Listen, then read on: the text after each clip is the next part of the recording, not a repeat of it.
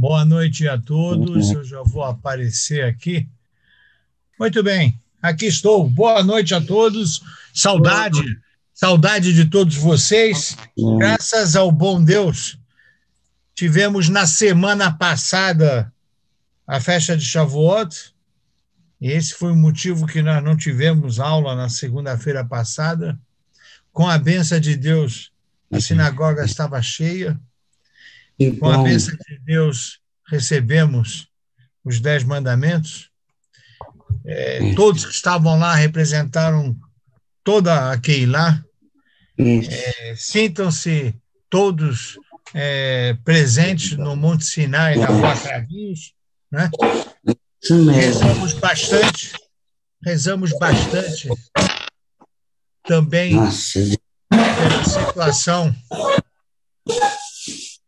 pela situação de Israel. Graças a Deus as notícias vieram e acalmou-se. Então, com isso, né, tomamos nosso encontro. Daqui a pouco eu vou cortar o som de todos, né, para que eu possa fazer a condução do tema. Hoje, o tema vai ser, acredito eu, um pouco interessante, porque eu tenho certeza que ele vai trazer novidades, apesar que o título é a Menorá, e todos leram sobre a Menorá. Minha sensibilidade de professor diz que eu vou trazer novidades. E creio que essas novidades precisam ser difundidas, principalmente pela nossa comunidade. O tema da Parashá do próximo Shabat, Be'alotcha, Parashá Be'alotcha, ele tem no seu início o tema da Menorá. Eu vou procurar fazer uma apresentação dessa aula com muita objetividade, mas, como eu já disse na introdução, acho que trarei elementos novos, elementos diferentes, elementos que poderão desafiá-los no tema da Menorá. Quais são esses elementos? O primeiro é o desenho da Menorá. Este é o desenho da Menorá. Aquilo que vocês têm em mente, de acordo com as fontes da Torá e do Talmud, estão equivocadas. E como a Menorá, com todo o respeito, é um símbolo que se originou na fonte primária, na Torá, primeiro devo apresentar a Torá. Vocês veem que tem dois desenhos aqui. Embaixo, onde estou com a minha setinha apontando, esta é a Menorá na visão do Rambam, do Maimônides. Maimônides, Raham, Sfaradi espanhol, ele estudou a Torá, estudou o Talmud, desenhou para nós como seria a Menorá, que se originou no Mishkan, no Santuário Móvel, no Bet HaMikdash. Assim, ela não é curva, ela é reta, candelabros de braços retos. À minha esquerda, para eu fazer sempre jus nas aulas que profiro, trazendo a literatura sempre dos nossos rabinos, Sfaradim, Ashkenazim, ao meu lado esquerdo está o grande rabino Rashi, Rabbi Shlomo Yitzhaki. Quem consegue alguma coisa de Torá sem citá-lo? E o Rashi, ele, de forma semelhante, para não dizer igual ao Rambam, ele fala de candelabro de braços retos. Mas então, se eles falam igual, qual é o motivo para eu trazer duas menorot Um de acordo com o Rashi, outro de acordo com o Rambam, para mostrar que divergiam nos desenhos. Vocês estão vendo aqui em cima?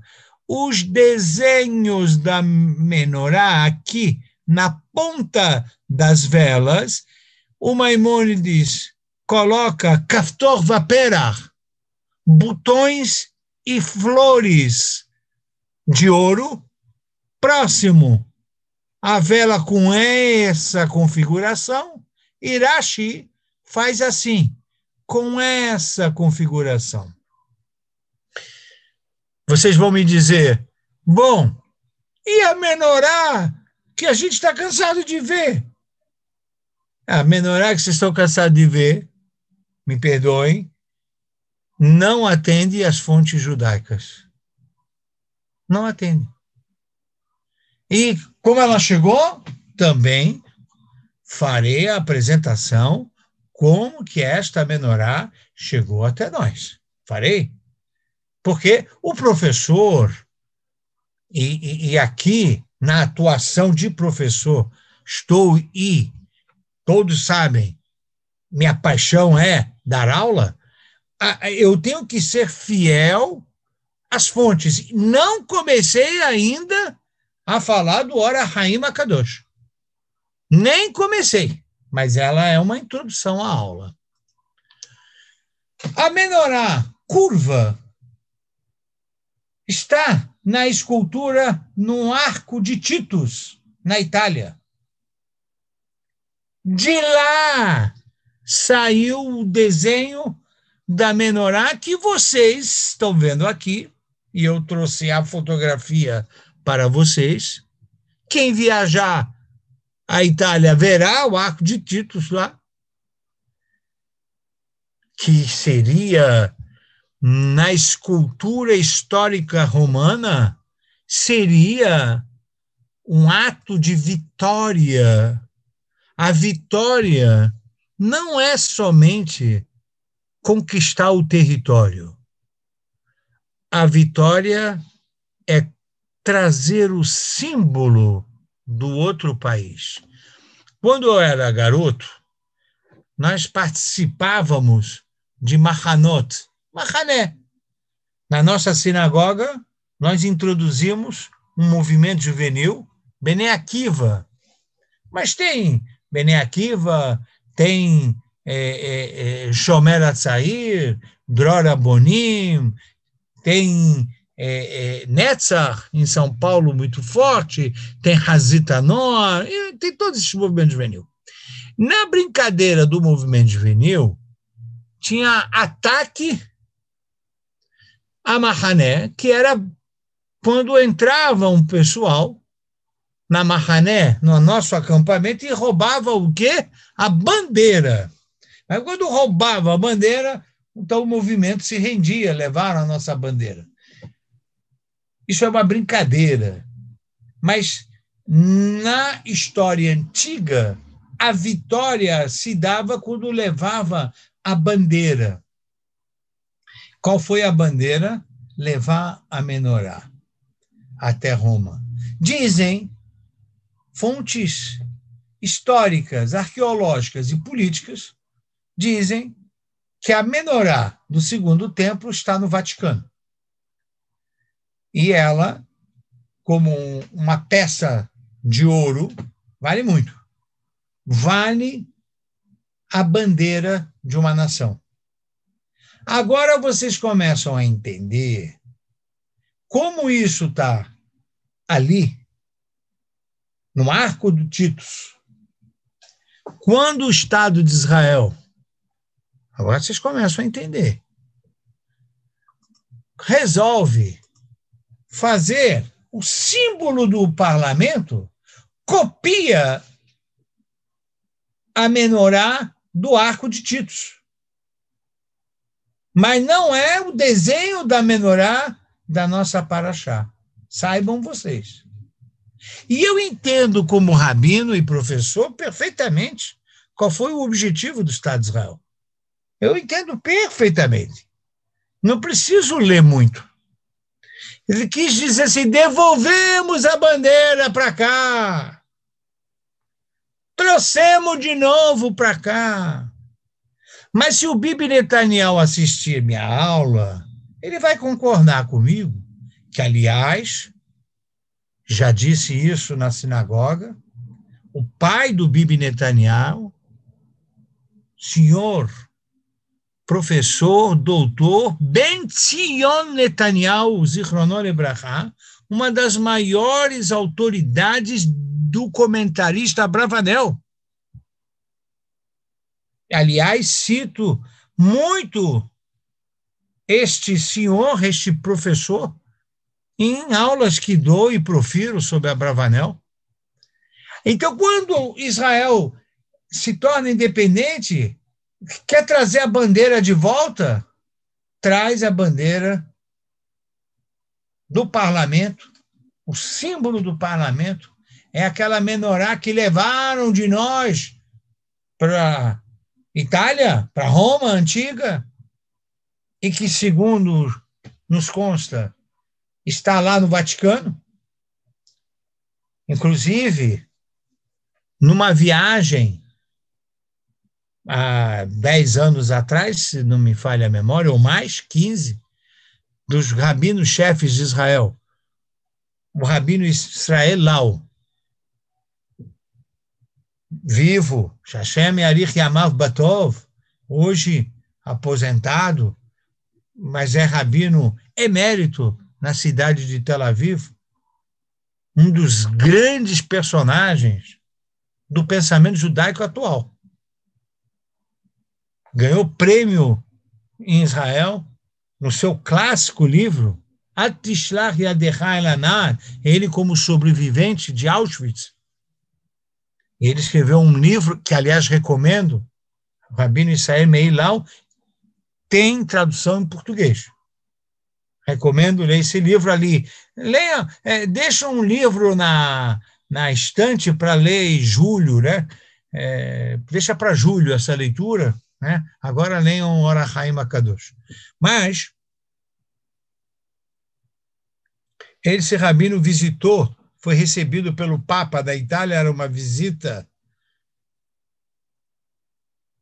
Estava com ele o ex-rabino-chefe também dos Faradim, o Rav Bakshi Doron Zichrono Lebracha, falecido, quem se lembra, fizemos uma aula em homenagem a ele ano passado, no meio da pandemia, e os dois tentaram, com o Papa, trazer de volta a menorá. Tentaram trazer de volta a menorá, fazia parte da viagem, evidentemente sem sucesso neste quesito. E explicado agora a visão da Torá sobre qual era o desenho da menorá, que ela era reta e não curva. A discussão entre Rashi e Rambam era nos desenhos que ficavam próximos às velas. Mas não tem nada a ver com esse símbolo do parlamento.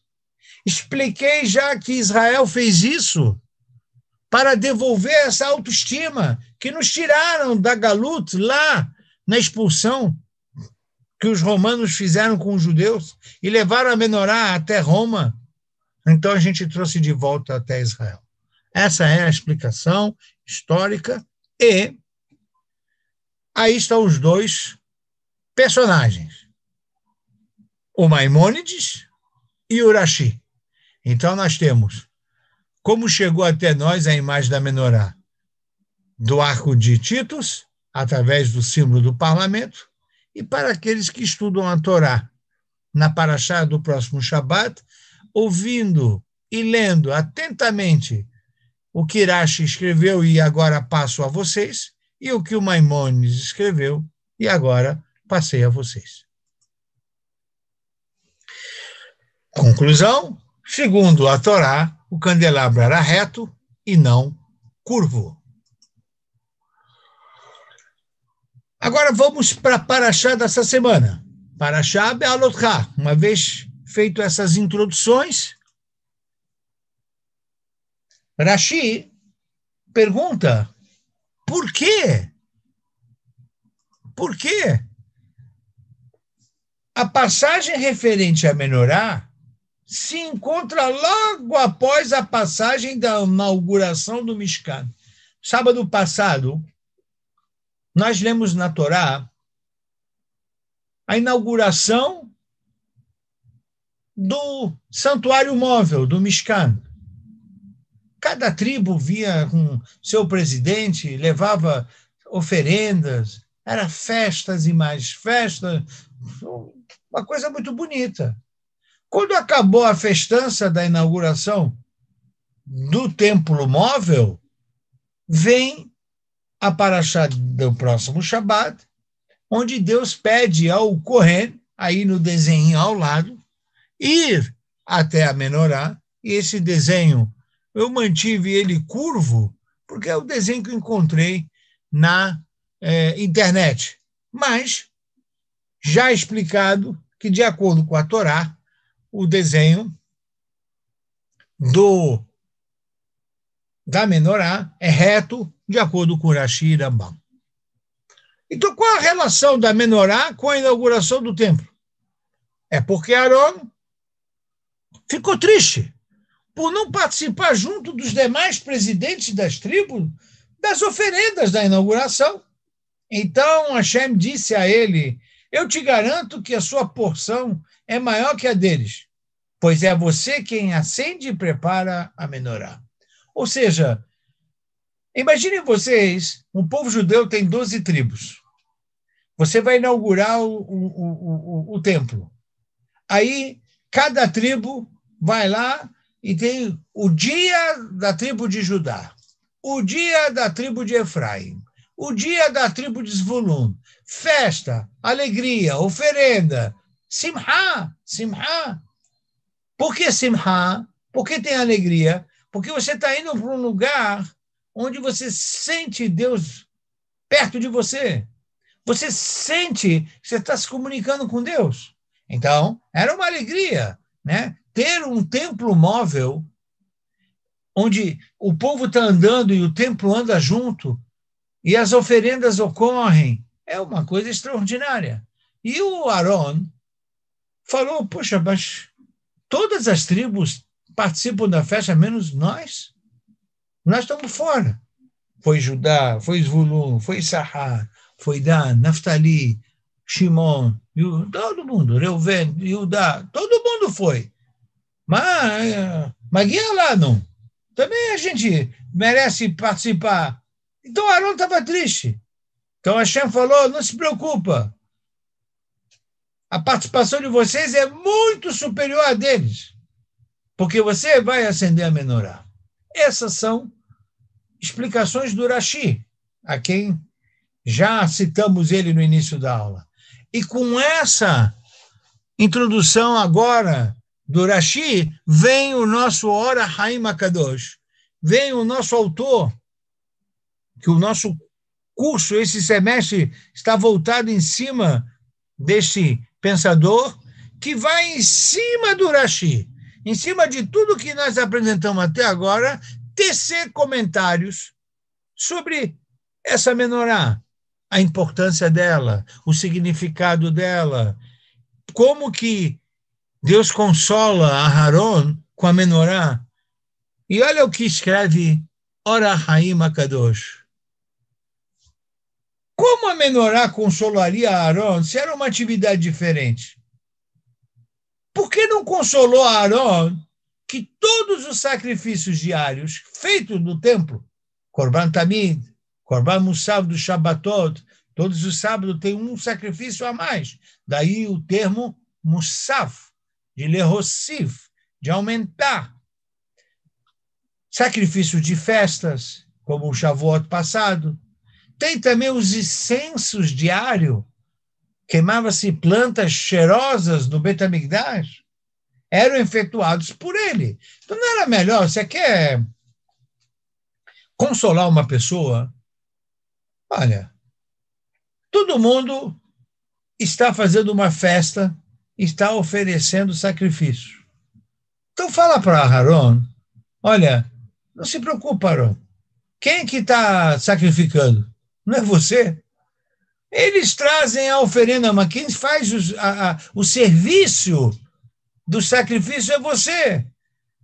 Eles só podem trazer, você é o elo de comunicação. Pergunta ao Arahaim Akadosh, eu não entendi por que é a menorá que consola e não a própria atividade sacerdotal. Não deu para entender. Essa é a pergunta do Arahaim. Ele não entende o Rashi. Ele questiona o Rashi. Para Rashi, você diz que a proximidade de como acabou a Parashá na semana passada e como está começando a Parashá esta semana, elas estão interligadas pelo motivo que todas as tribos participaram de uma festa e Aharon não, mas foi consolado pelo acendimento da menorá. Ora, Haim falou, devia consolar ele, que essa festa só pode ocorrer com a atuação sacerdotal do Aharon. Essa é uma pergunta, aliás, como diz na gíria, pegou na veia. Né? E a resposta é que, na prática, o acendimento das velas, as velas em si não faziam parte da menorá. A tarefa de Aharon era remover as lâmpadas, limpá-las, reinstalá-las na menorá e acendê-las. E aí diz Ora Haim que a menorá tinha algo muito interessante, era como se inaugurasse a menorá a cada acendimento. Diariamente se preparava a menorá. Diariamente a sensação era que ia reinaugurar a menorá. A menorá era reinaugurada. E sobre isso, o Arahaim gasta muitas páginas. Tentarei seguir no raciocínio do Arahaim de forma sintética. Aharon, diz o Arahaim Akadosh, inaugurava a menorá diariamente. E os presidentes das tribos inauguraram o altar uma vez só. Ainda na introdução do que ele quer dizer para nós sobre a menorá, o Arahaim diz, mas é preciso entender que não é só isso que consolou Aharon. O que consolou Aharon é qual é o significado da menorá. Vejam, símbolo do parlamento de Israel. Vejam, símbolo de autoestima. Trouxemos de novo do arco de Titus, lá da Itália, de volta para Israel. E vejam que, ainda assim, Rashi e Rambam falaram que o desenho da menorá é reto e não curvo. Mas deixemos isso tudo. Qual é o significado da menorá? Por que existia esse utensílio dentro da nossa história da Torá e dentro do santuário? O que representava a menorá? E disse Rebbi Haim ben Atar, Deus não precisava da iluminação da menorá, pois isso é óbvio. E nem os israelitas. Por quê? Pois durante os 40 anos do deserto, foram iluminados pela luz de Hashem. Havia um Amud Ha'esh, uma nuvem de fogo. A iluminação da menorá teve a finalidade de servir de testemunho para toda a humanidade de que a presença divina estava no meio do povo judeu. Quem quiser se aprofundar, está no nosso livro, na página 98. Veja que importante é isso. Gente, comecem a entender o que o Rav Haim ben Atar está dizendo. É óbvio que Deus não precisa de luz. Para ele que dá a luz ao mundo. Mas o povo judeu também não precisava de luz. É como acender uma vela debaixo do sol. Para que eu vou acender a menorá? Para iluminar o quê? Se eu tenho uma Amud Ha'esh, uma nuvem de fogo à noite, e a luz do dia é a luz do dia, então como é que a gente vai fazer? Para que eu vou ter essa menorá? O que essa menorá acesa dentro da sinagoga traz para mim? Era um símbolo que Deus está presente no povo judeu. mas não é um símbolo só para o judeu, é para o mundo inteiro. E agora dá para entender a brincadeira, entre aspas, dos romanos de tirar a menorá. Eles estão querendo dizer, Deus não está com você mais, Deus está conosco. Dá para entender por que o Papa não devolveu a menorá. Ele está querendo dizer, em outras palavras, não, agora está aqui. Agora ele está aqui. Vocês entendem? A discussão ela tem uma finura teológica.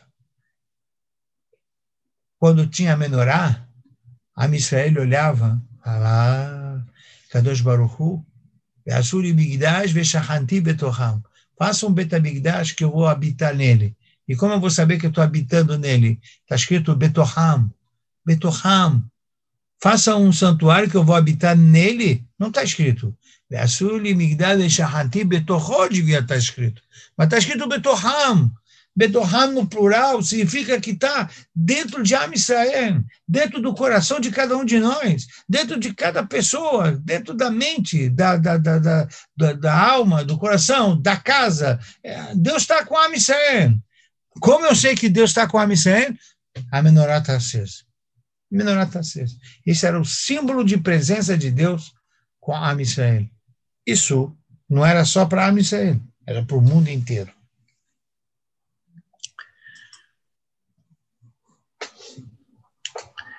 E como entender mais esse testemunho? Né? E o Or HaHaim se aprofunda na menorá. Ele traz mais explicações. Ele cita o Talmud, disse Rav, quem prestava esse testemunho, no fundo, era a lâmpada ocidental. Essa lâmpada ocidental que o sacerdote abastecia com a mesma quantidade de óleo que as outras lâmpadas. Lâmpada ocidental é a lâmpada central. Ela é chamada Ner HaMa'aravi no hebraico. Mas eu vou explicar depois por que se usa o termo ocidental e não central. Podia ter escrito Ner HaMerkazi, mas não usou o termo Merkazi, usou o termo Ma'aravi. E o sacerdote abastecia as 7 velas com a mesma quantidade de óleo. Então, 3 de um lado, 3 de outro, né? E aí você tem a central, chamada lâmpada ocidental. Mas, diariamente, as outras se apagavam de manhã, ou seja, durava 12 horas, acendia no início da noite, e quando acordava para ir para Shacharit, já estavam apagadas. Mas a lâmpada ocidental permanecia acesa o dia inteiro. Da tarde até a outra tarde. De noite a noite. 24 horas. E aí, antes de ele repor a nova vela ocidental, ele usava a mesma luz da lâmpada ocidental, que permaneceu por 24 horas para acender as demais, e depois ele tirava essa vela ocidental, limpava e botava mais azeite e devolvia. Portanto, que essa luz ocidental nunca apagava. Nunca apagava. Nunca apagava. E aí vocês vão entender também por que as sinagogas têm uma vela sempre acesa, Ner Tamid.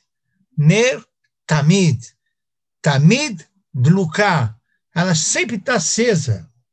Uma referência à lâmpada ocidental, à lâmpada central, que permanecia sempre acesa. Isso era um milagre. Isso era um milagre. Esse era o testemunho. Diariamente, ver a menorá acesa, mas é claro, se todo mundo vai lá e repõe as velas e acende de novo, cadê o milagre nisso? E onde está o testemunho? O testemunho está que às 6 se apagavam, duravam 12 horas. Mas essa a central sempre ficava acesa, nunca apagava. Deus nunca deixa o povo judeu. O Deus sempre está com o povo judeu. Ah, vocês vão me falar, mas por que a lâmpada ocidental? Que coisa, né? Pois é. A luz ocidental nunca apagou, como o Kotel Amaravi, que também é o muro ocidental, nunca caiu. Apesar de jogarem pedras na semana passada. Apesar de tantas guerras, tantas bombas, aquele murinho fica. Ali é um novo testemunho que Deus está conosco, que não vou desfocar a aula, mas valeria a pena, em um outro momento, dizer sobre o Kotel Amaravi, né? Da onde vem o Kotel Amaravi? Qual é a história desse Kotel Amaravi? Mas como um professor, vocês sabem, eu deixo só as articulações do que uma aula pode provocar, o conhecimento da Torá pode proporcionar. E aí, me dirigindo para o fim da aula, as 7 lâmpadas, diz Or HaChaim HaKadosh, aludem às 70 nações. E o direcionamento de todas para o centro, porque se vocês olharem, eu vou voltar depois do desenho, as 3 velas ficavam retas, como se indo direcionada para o centro. Representa que as luzes das demais nações apontam para o centro, que é Israel. Ele é conhecido, essa vela central, de Ocidente, Ma'arav. Para os estudiosos do Talmud e da Kabbalah, tem muitas explicações. Você sabe que no Talmud, quando a gente estuda Talmud, e a gente quer falar o que os sábios de Israel falam, a gente fala, Bema'arav Omrim, no Ocidente diz, a explicação geográfica é que a Babilônia estava no Oriente, então Israel estava mais no Ocidente. Mas existe uma relação entre Ma'arav, Kotel Amaravi, Ner Amaravi, e que, num outro momento, nós podemos nos aprofundar nisso. Por que o Ocidente, né? O Ocidente é central. Mas enquanto a luz, que significa o conhecimento, das demais nações se apaga e é reacendido, ou seja, o conhecimento das humanidades, 2 pontos, a ciência, ela toda hora é renovada, toda hora é atualizada, ela tem duração. O que se achava que era uma verdade científica, depois não permaneceu mais com essa verdade científica. Ela vai mudando. Então, a única luz que não se apaga e é eterna é o conhecimento da luz de Israel, que é a Torá. A Torá não é renovada, tá? Ela não tem comentários de rodapé, isso era antigamente, hoje muda. Não tem isso, não. A luz de Israel não se apaga. A Torá é o conhecimento que não se apaga, não é reacendido, não é renovado. Esse testemunho era para todas as nações e para nós. Quando a gente olhava a Menorá, a gente tinha certeza que Deus estava dentro de nós. Quando a gente olhava a Menorá, a gente tinha certeza de que a Torá ela era a rainha das demais ciências. As ciências se curvam para a vela central. As ciências reverenciam a Torá. Portanto, isso estava muito claro no simbolismo da Menorá. E por isso que ele termina a Or HaChaim dizendo, página 100, quem quiser se aprofundar, as luzes das nações só brilham à noite, ou seja, na era da Galut. Galut é definido na literatura talmúdica como noite. A luz de Israel brilha à noite e no dia. A Torá, ela vai brilhar sempre, mesmo nos momentos de adversidade, nos momentos de bonância, na escuridão, no dia, nos sofrimentos e nas alegrias, a Torá sempre está iluminando a pessoa. Sempre. Até chegar o Mashiach. Quando chega o Mashiach, diz o Rav Haim Benatá, também a Torá continua brilhando. Ver Isaías, Ishaiah, Anavi, que define a era messiânica como amanhã está chegando. E ainda podemos afirmar que todo o desenvolvimento material e físico das nações, através da história, converja para as necessidades de Israel. Quer dizer, Israel hoje traz a ciência para desenvolver ainda mais o quê? Qual é o objetivo disso tudo? Senão a prática da Torá, o cumprimento das mitzvot, a aplicação das leis da Torá.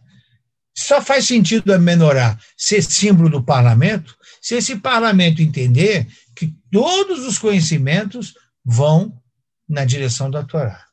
Essa é a ideia. As cadeiras do parlamento simbolizam a menorá. Nem sei, né, com as discussões políticas que hoje tem, né, de um futuro novo governo em Israel, né, que vontade me dá, né? Quem sou eu, né? Porque para me ouvir. Mas eu queria falar por 10 minutos sobre por que eles se sentam na disposição da menorá e por que a menorá é o símbolo do parlamento. Não sei se eles sabem disso, de verdade, não sei, tenho minhas dúvidas, mas por que eu tenho minhas dúvidas? Porque nós nos afastamos da luz ocidental, nós nos afastamos da luz central. Falo isso com muita dor, mas nós que estamos aqui faremos a nossa parte. Nós vamos estudar, a Torá dessa semana proporcionou o tema da menorá, Reb Haim Benatá, Ora Haim Akadosh, foi brilhante em trazer todas as explicações.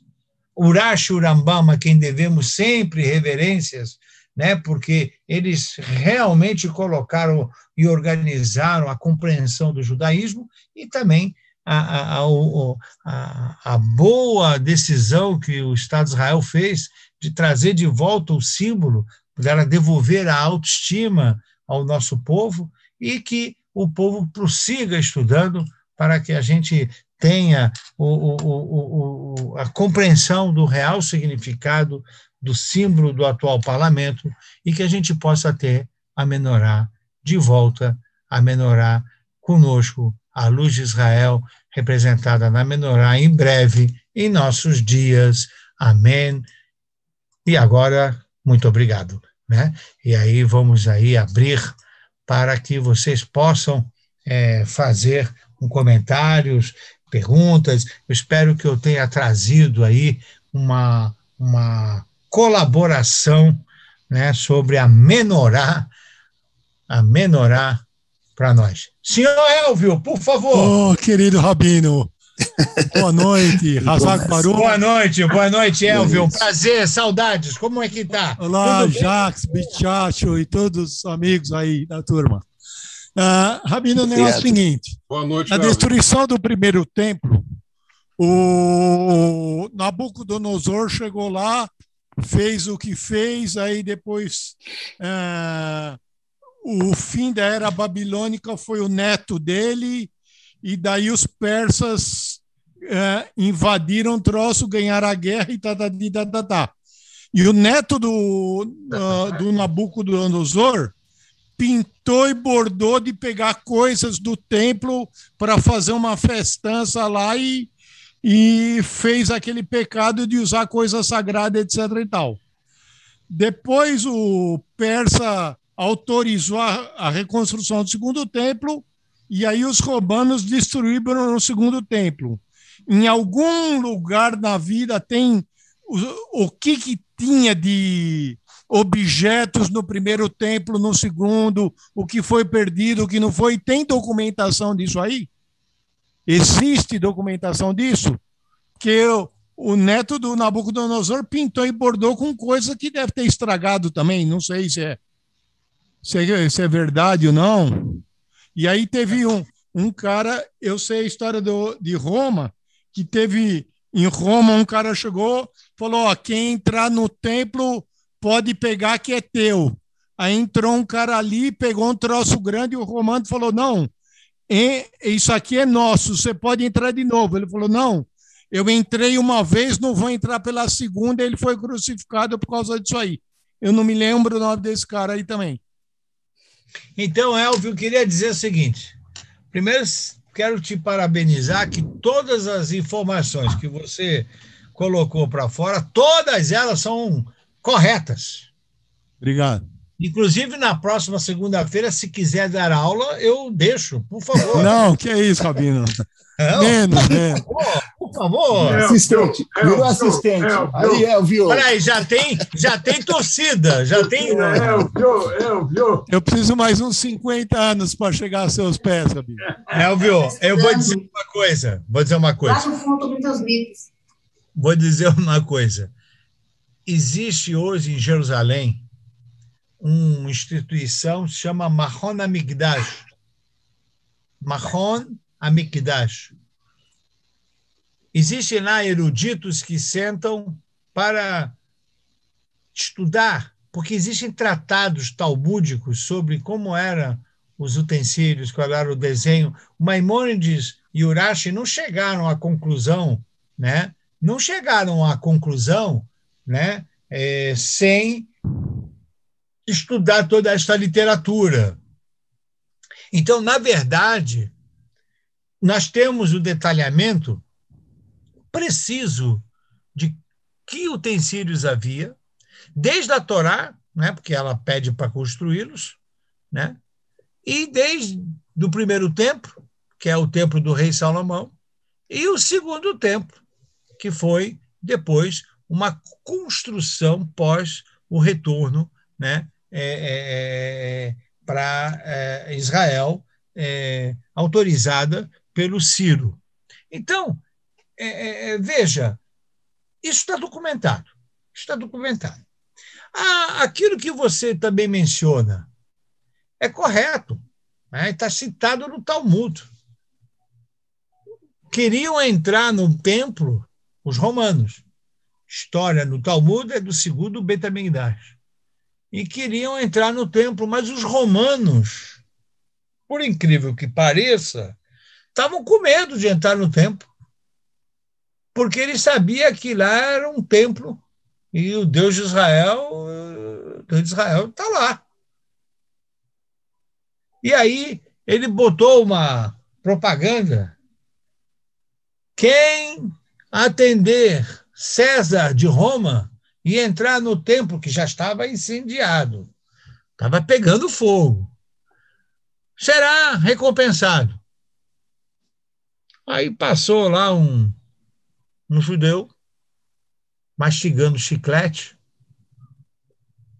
dizendo: será recompensado? Deixa eu ver lá qual é a recompensa que eu entro. Aí ele foi até lá, se apresentou. O Talmud conta essa história. É o que você disse. E o judeu falou: não, está aqui. Aí o comandante: você vai entrar no templo de Israel, mas você não é sacerdote. Eu quero os utensílios lá de dentro, viu? Faça qualquer negócio. Business is business. Quanto é? Falei: vamos fazer uma coisa. Você entra, vê para mim o que tem lá dentro do Beit HaMikdash. A primeira peça é sua. Aí o judeu lá, né? O que eu tenho a perder? Vou ganhar na primeira peça, vamos lá. Entrou. Diz o Talmud. Ele ficou lá um tempinho. Acho que ele estava escolhendo qual era a melhor peça que ele ia levar. Elvio, ele saiu com a menorá.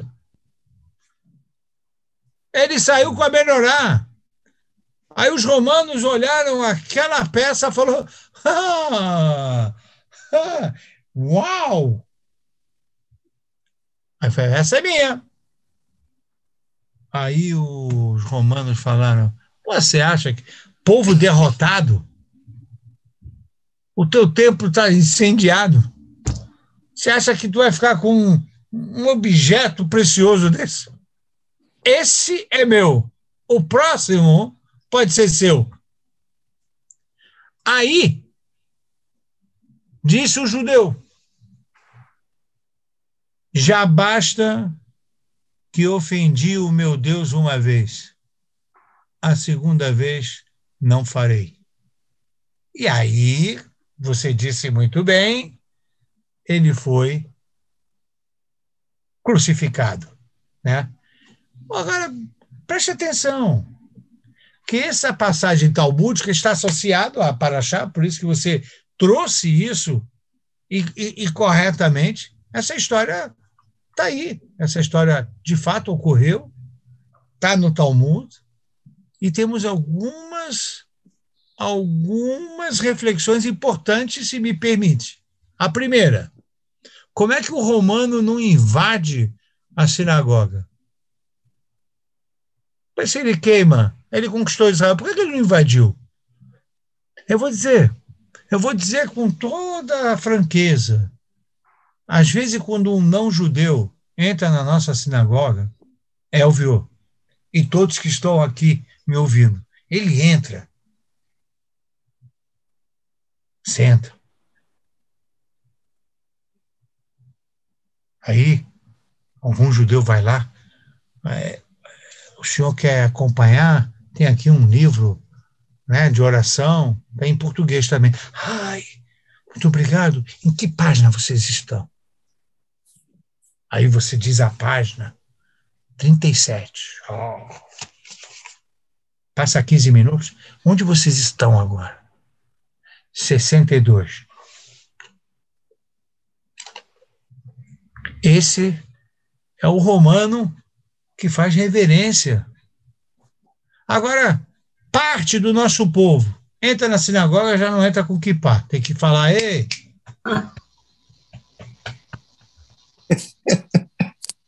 Aí, senta lá, não pega o livro. Aí você vai lá, leva o livro para ele, ele diz, não precisa. Por quê? Porque ele vai usar WhatsApp.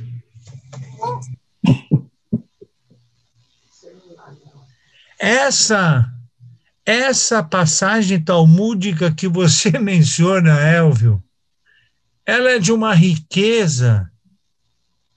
E aí, o judeu que se prontificou, entrar lá, mas você não é Cohen. É aí que eu sou Cohen. E aí que não pode usar celular na sinagoga.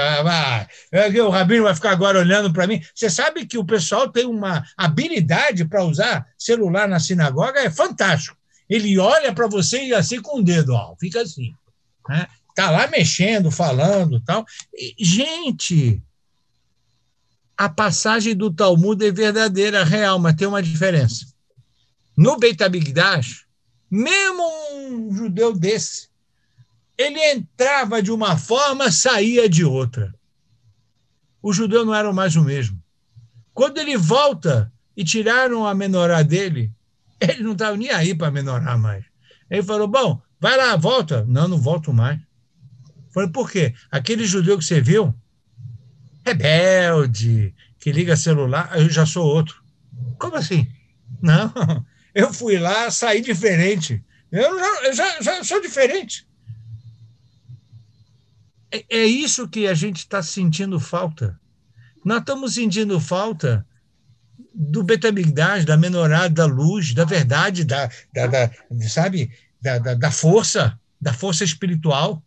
Então, eu agradeço que você trouxe essa passagem, porque realmente ela tem tudo a ver com a aula que falamos. O meu muito obrigado a você. Eu que agradeço. Rabino, uma pergunta. Pois não, Alberto? Na construção do Mishkan, Hashem chega para Moshe e explica com detalhe cada utensílio, né? A arca sagrada, as cortinas, a mesa onde iriam os pães, enfim. Mas justamente na Menorá, parece que Moshe teve muita dificuldade na construção dela. Por mais que ele tinha muito conhecimento do mais, aí vem a pergunta, será que, na verdade, Moshe queria saber o propósito da Menorá, porque todos os outros utensílios era quase óbvio a sua utilidade, a sua função. A arca sagrada, lógico, para guardar as tábuas da Torá e tudo mais. A mesa da proposição, justamente para a colocação dos pães. Mas a menorá, será que ele não queria já entender o objetivo e o propósito dela, por isso que ele tinha dificuldade? Muito bom. Quem fala sobre isso, você sabe, quando você pergunta uma coisa muito boa, já perguntaram antes. Não fique chateado. Não, estou chateado. Tá bom. Não. Mas você faz a pergunta do Rashi. O Rashi, que é impossível estudar a Torá sem Rashi, ele faz exatamente a sua pergunta. Você agora, o Alberto hoje, pessoal, é o nosso Rashi da semana. Né? Ele faz a pergunta, escuta, ele ficou ali encucado com a menorá, ficou, e quem nos chama a atenção sobre isso é Rashi. Por quê? Rashi diz, toda vez que aparece o pronome demonstrativo Zé, é assim que é a menorá, Zé Amassé a menorá, é porque Moshe não estava entendendo. Aliás, esse Zé, pronome demonstrativo, tá? Não é Zé de José, né? Abreviado do português. Zé, pronome demonstrativo. Zé Maaseh HaMenorá. Também no meio shekel. O meio shekel também ele teve dificuldade. Outra mitzvah que ele teve dificuldade, Alberto, por causa do Zé. Kiddush Levaná, Achodesh Azeh, Rosh Chodashim. Moshe Rabbeinu queria entender esse negócio de Kiddush Levaná, que tem que fazer a brachá para Levaná na lua nascente. Quando exatamente? E aí Deus teve que mostrar para ele. Ele teve dificuldade nessa mitzvah. Mas vamos para a menorá. A dificuldade de Moshe Rabbeinu não era entender o porquê da menorá. O porquê da menorá ele entendeu. Moshe Rabbeinu entendeu. Isso que o Ora Haim HaKadosh explicou para nós hoje, sobre o significado da menorá, ele entendeu. Como que tinha que construir a menorá, de acordo com Rashi e Rambam, como a gente viu, que são retas e não curvas, ele entendeu. O problema dele era outro. A dificuldade dele é que Deus pediu para fazer a menorá de uma peça só de ouro. Ele falou, mas como é que eu consigo fazer uma peça só de ouro? Como? Essa era a dificuldade dele. A dificuldade de executar. Aí ele falou, deixa eu fazer partes. Ele falou, não tem partes. Tudo é uma unidade só. Não tem partes.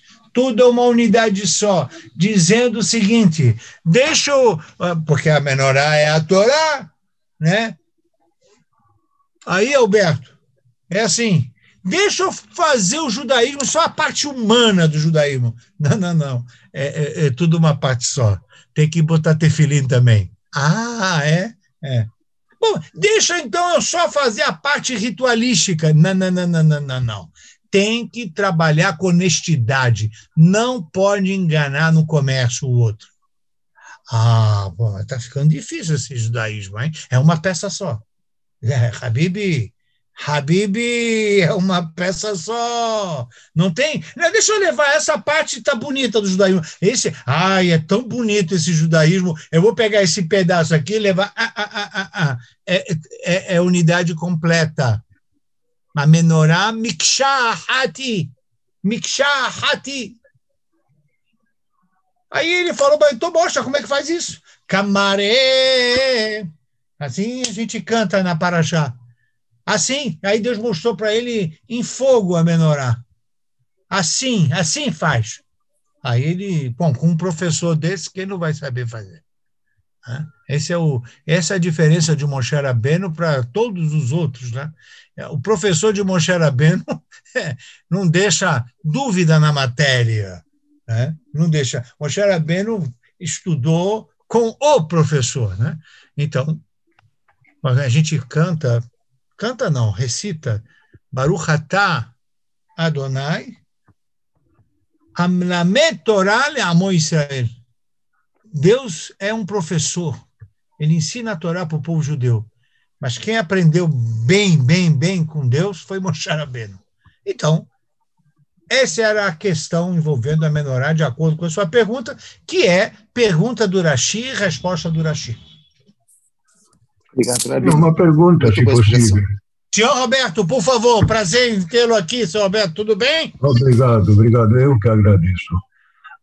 Quando que foi trocado o desenho da menorá? Se Rashi diz que eram diretos, eram coisas diretas. Depois, de repente, aparecem que estão redonda e os romanos levaram. Então, levaram uma redonda. Não, eles desenharam na arquitetura deles, no arco de Titus, lá na Itália, eles desenharam assim. Por que eles desenharam assim? É uma boa pergunta. Tive a oportunidade de ler um pouco sobre isso, sobre a dificuldade, talvez, na escultura da pedra fazer.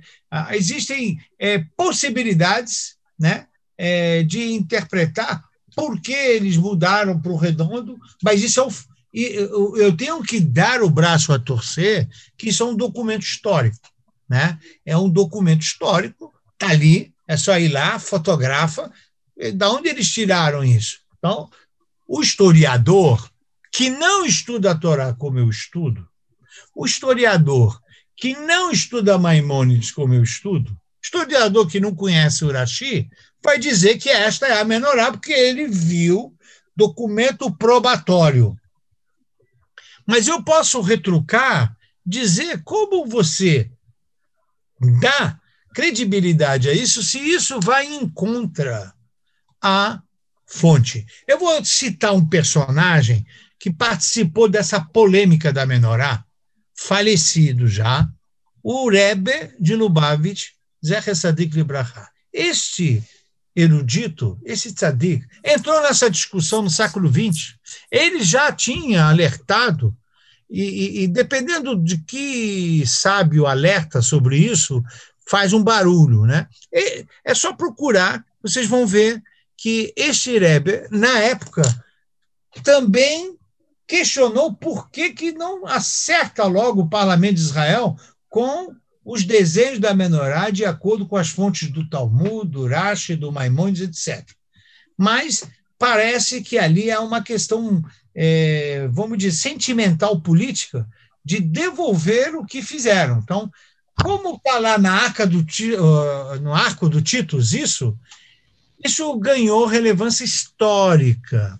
Mas, na minha opinião, é muito frágil dizer que a menorá que estava no templo é assim e desmerecer a Torá, a Mishnah, a Gemara, o Rashi e o Maimônides, isso só que eu citei na aula de hoje. Existem muito mais livros que desenham a menorá de forma reta e não curva. E sobre isso não há dúvida mais, né? Mas Israel optou por isso, muito provavelmente também porque é um Estado laico. Então, um Estado laico dá muito mais relevância a um achado arqueológico do que 70 livros da literatura. Bom, é uma opção, né? Eu, se estivesse na bancada na universidade, eu preferia as 70 menções da literatura, né? Porque, mas por que desenharam assim? Não sei. Mas isso não pode colocar 70 fontes da nossa literatura no banco de réu e aquilo é que vai ganhar. Na decisão política de Israel, ganhou com interesses que eu até acho compreensíveis.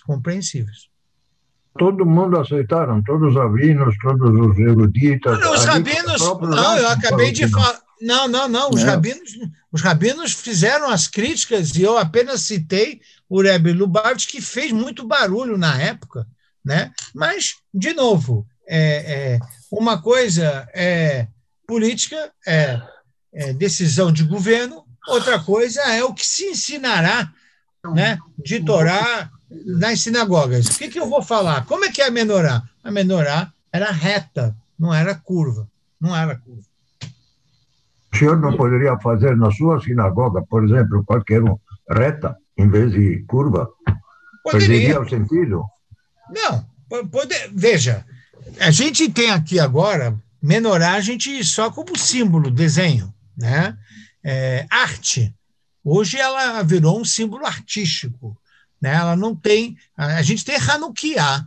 E a Hanukkah, ela não tem nenhum desenho específico, né? Então, os desenhos que a gente vê de Hanukkah por aí é tudo arte. Tanto faz como vai desenhar Hanukkah, né? Não há necessidade do desenho da Hanukkah ter A, B ou C.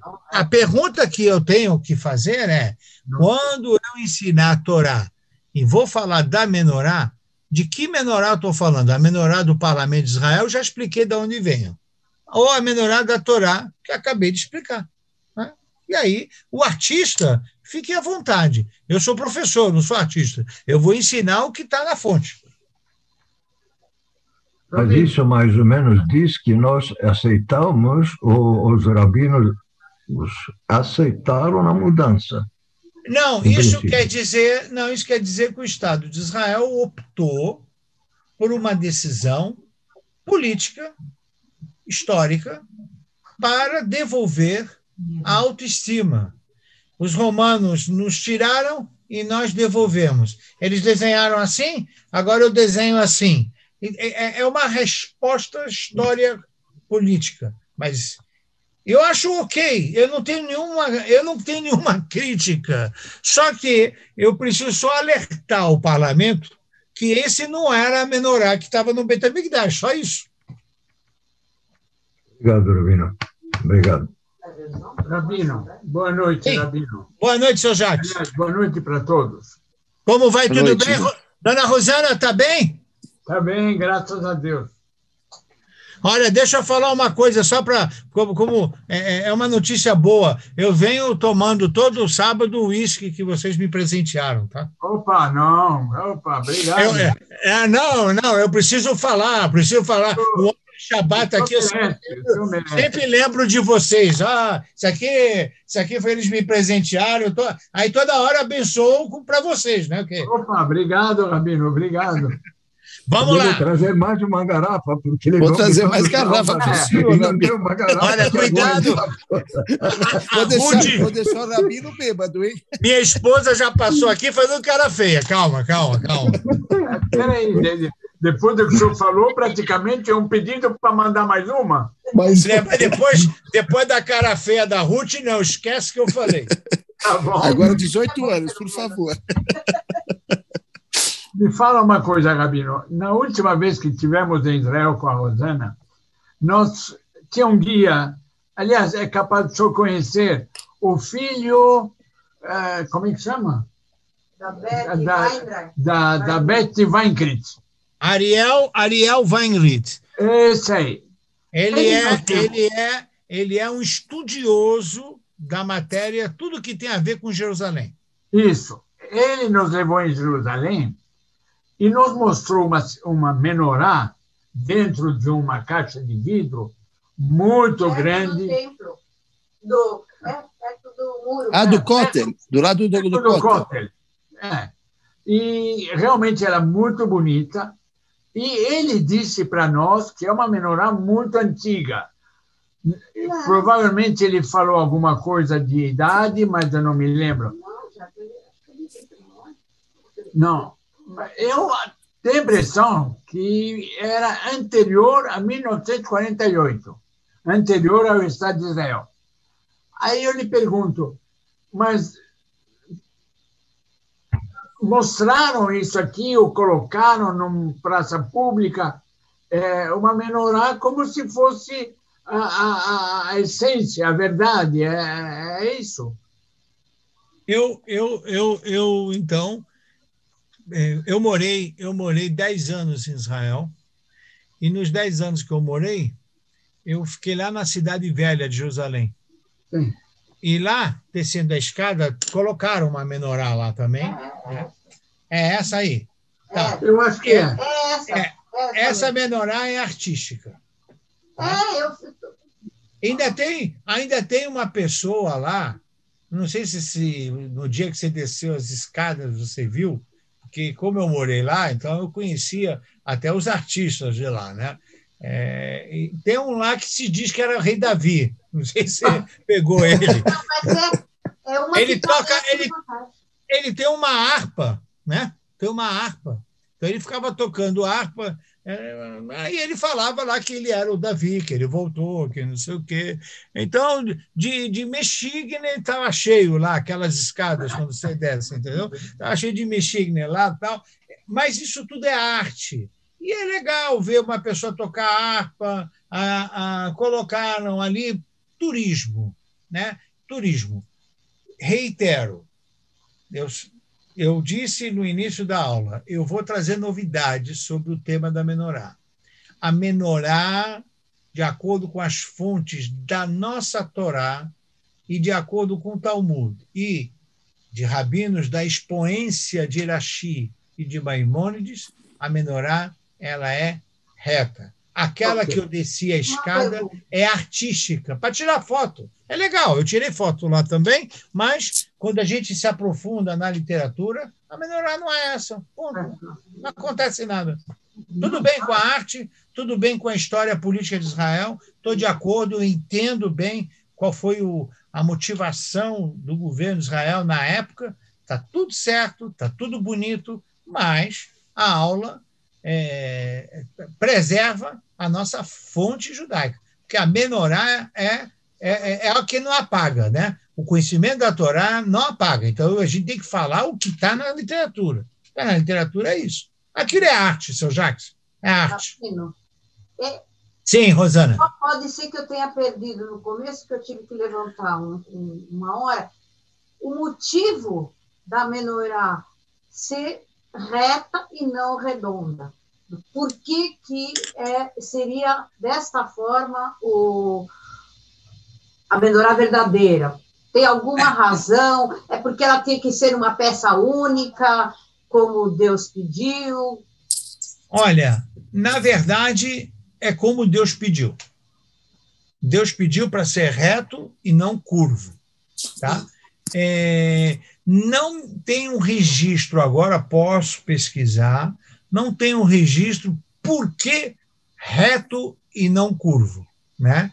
Mas está claro que era reto, tudo reto, e está claro também que a posição das velas iluminavam a vela central. Tudo isso está muito claro para quem vai ler o texto na Parashá da próxima Shabbat, para quem vai ler todos os comentários, isso está muito claro, que é reto, que todas iluminavam do centro, tudo que a gente foi falado. Não vi, não tenho nenhum na memória, a razão para ser reta. Não tenho registro. Deve ter. Talvez a estética daquela época, que não seria arredondado, mas era assim, foi o que foi feito. É assim que foi feito. Exato. Kashet Tzivah Hashem. Como se fossem os galhos de uma árvore. Oh, muito bem. Já que o senhor Jacques falou, me permitam. Me permitam. Quem escreveu o senhor Jacques agora, viu, Alberto?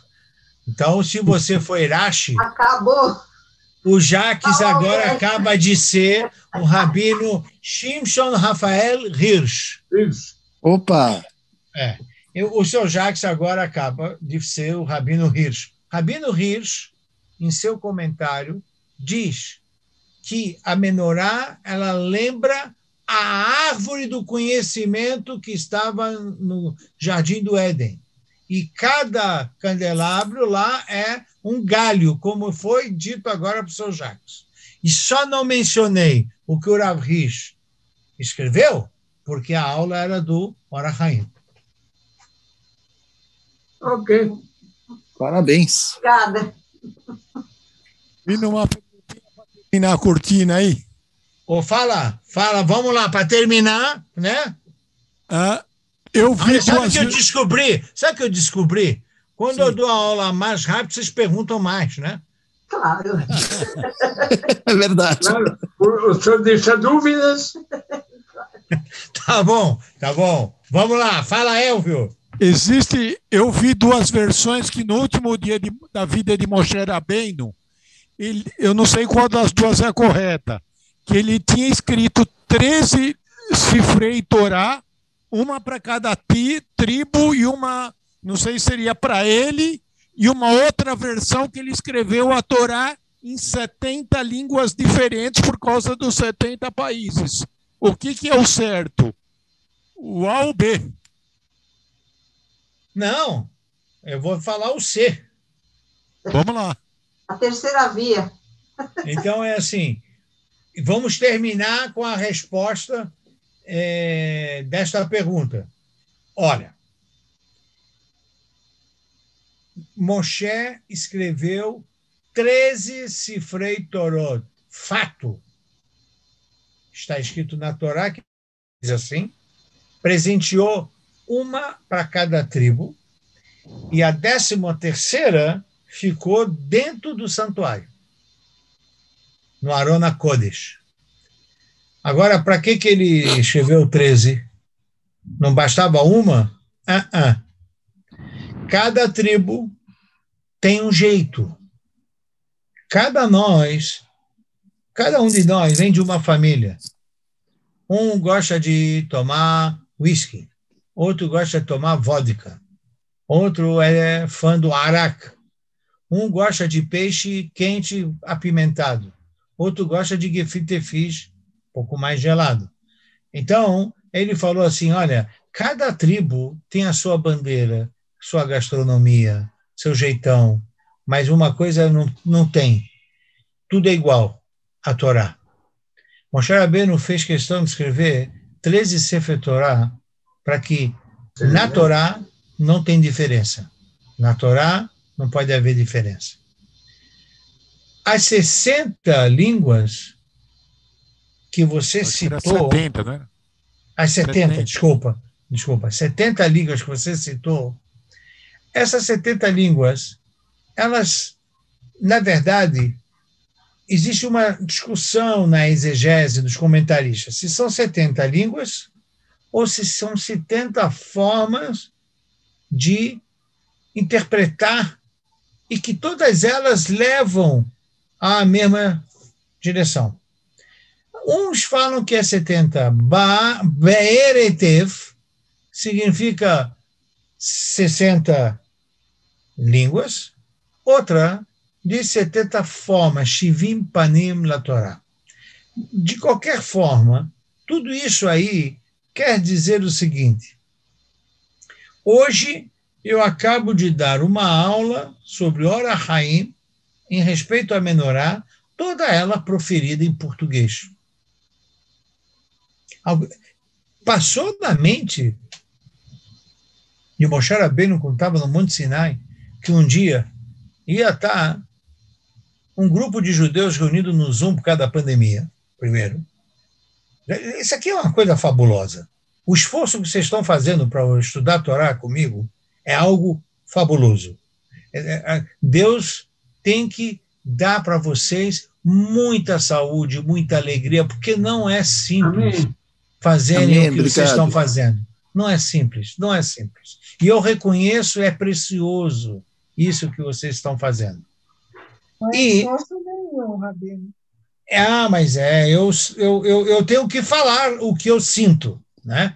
É um esforço, e isso Moshe Rabbeinu plantou, porque ele deixou a possibilidade de eu falar em português essa Torá. Veja que nossa comunidade, diversas pessoas, estão lecionando em português no Rio de Janeiro, em diversas sinagogas do Rio, de São Paulo, Porto Alegre, Curitiba, Belém, Manaus. Olha que a gente já tem livro do Ora Haim em português. Isso aqui não passava na cabeça de Moshe Rabbeinu quando ele recebeu a Torá, mas ele permitiu isso. Então, essa possibilidade de termos a Torá compreendida das línguas. Minha avó, Zichroná Livrachá, a minha avó só falava árabe. Eu não tinha outra forma de falar com a minha avó, só em árabe. E ela entendia a Torá em árabe. Outro, em Yiddish. Mas isso é fantástico.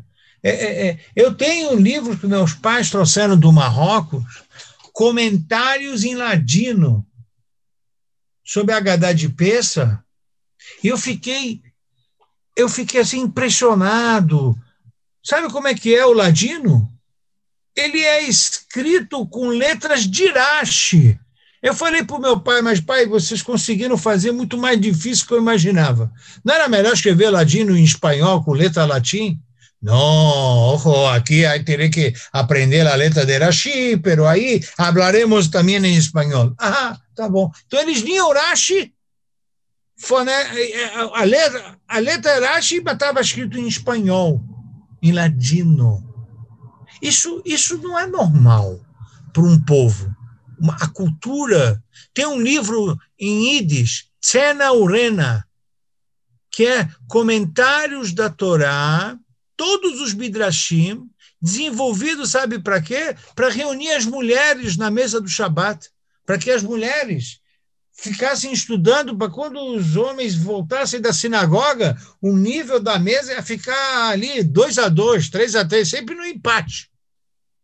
Só nosso povo fez isso. Só nosso povo. Em todas as línguas. Maimônides, o seu primeiro livro, Comentários da Mishnah, ele escreveu em árabe. Árabe. Você vai dizer o quê? Nós tivemos 70 línguas, 70 formas. É algo fantástico. Eu, na verdade, graças ao Moshe Rabbeinu abriu o mar do conhecimento para nós. Ele deixou pronto para nós. Agora tem rabinos em inglês, grandes obras em inglês, grandes obras em francês, tem de tudo. Hoje, uma pessoa que não quiser estudar a Torá, realmente ele está não sei, uma aversão, porque desconhece a beleza que é a Torá. Muito bem. Elvio, entendeu? Ficou claro? Muito bem. Então, Miriam, tenta entender a minha posição, né? Mas vocês estão de parabéns de manter firme aqui, rezando sempre para que a gente possa, em breve, ter aula presencial, que vai ser, para mim, vai ser uma emoção muito grande vê-los todos lá na sinagoga, perto, e Deus vai permitir isso em breve, se Deus quiser. Mas, certamente, o esforço que vocês estão fazendo de vir até o monitor, né, para ver e estudar a Torá, Deus vai dar Arechut Yamim, Batov Banimim, Briut, vocês vão ter muita alegria dos filhos, dos netos, Bezat Hashem, e se Deus quiser, vamos estar todos reunidos rapidamente na sinagoga e permanentemente em Jerusalém, Miracoles. Amém. Forte abraço. Jabaru, Rabino. Um abraço. Obrigado, Gabriel. Baru, obrigado, Rabino. Obrigado, boa noite, Rabino. Boa noite a todos. Até a próxima. Obrigado a todos vocês. Boa noite. Obrigado. Obrigado.